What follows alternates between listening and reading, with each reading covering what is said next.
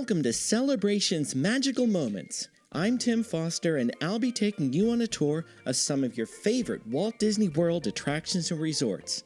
Now, before we get started, if you have a favorite secret or little-known fact, be sure to share it in the comments below. And don't forget to subscribe for even more Disney magic.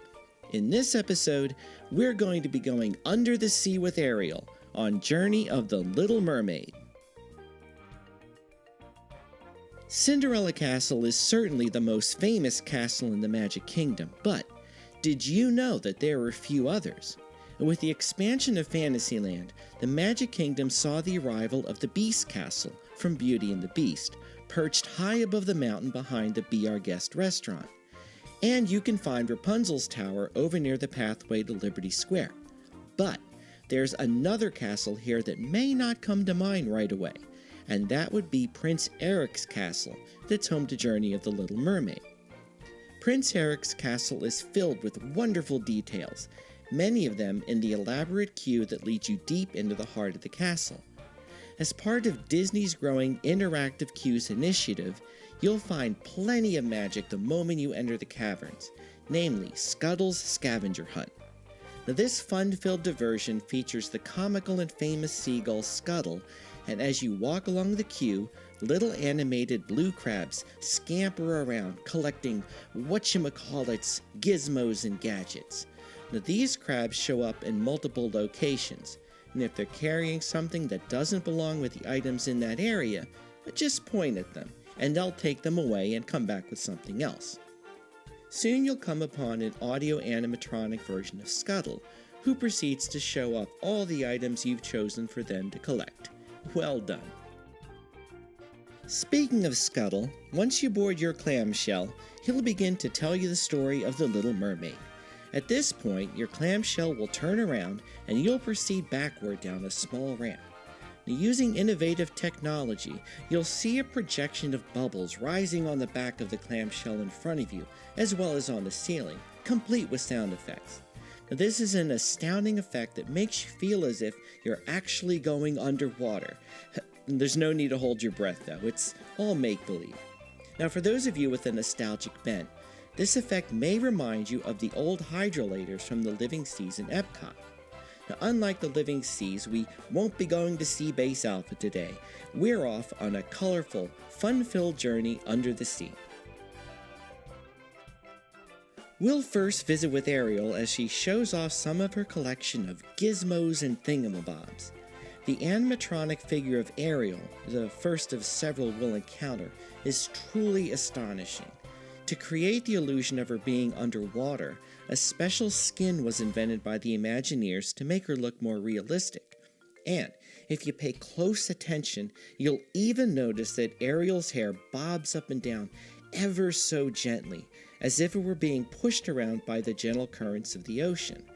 It's a subtle effect, but one that adds to the authenticity of the underwater setting. Now, speaking of animatronics, there are about 200 audio animatronics throughout the attraction, including 128 alone in the Under the Sea room. The figure of Ursula, perhaps, is the most astonishing, and when Journey of the Little Mermaid opened, she was one of the largest audio animatronic figures ever created, standing a staggering 7.5 feet tall and 12 feet wide. Her movements are especially lifelike, and this is because the Imagineers created a system that provided her with extra flexibility in her torso, which allowed her to move freely about. Don't worry though, she's firmly planted in her spot on the undersea rock, so we're quite safe. Still, I think it's best that we move on.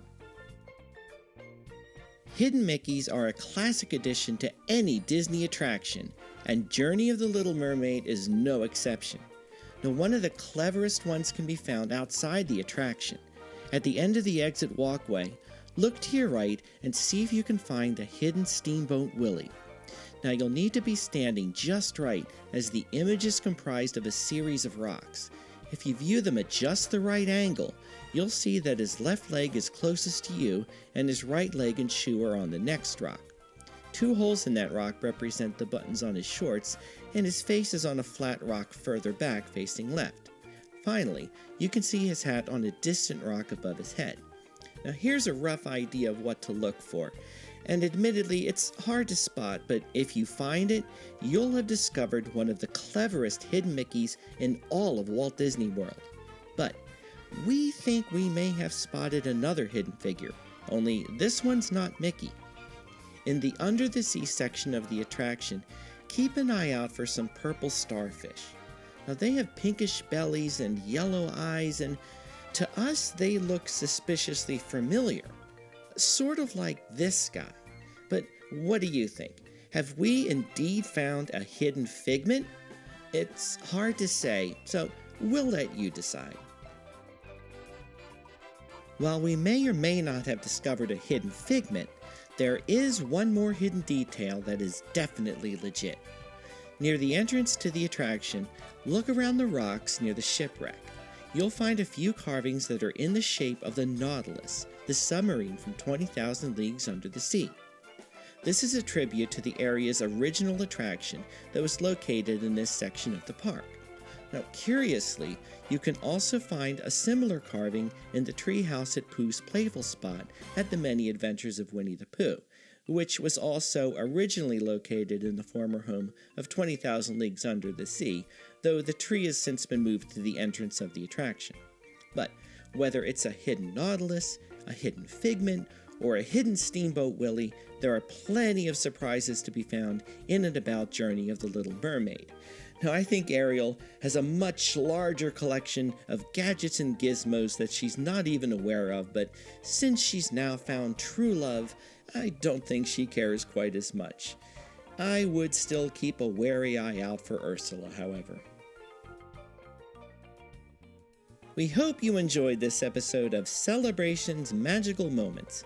Again, don't forget to subscribe to our channel, and be sure to visit us at celebrationspress.com, where you can discover even more Disney magic with Celebrations magazine, as well as our series of collector's books. So, join me next time as we take another journey through one of your favorite attractions, and in the meantime, keep on enjoying the magic.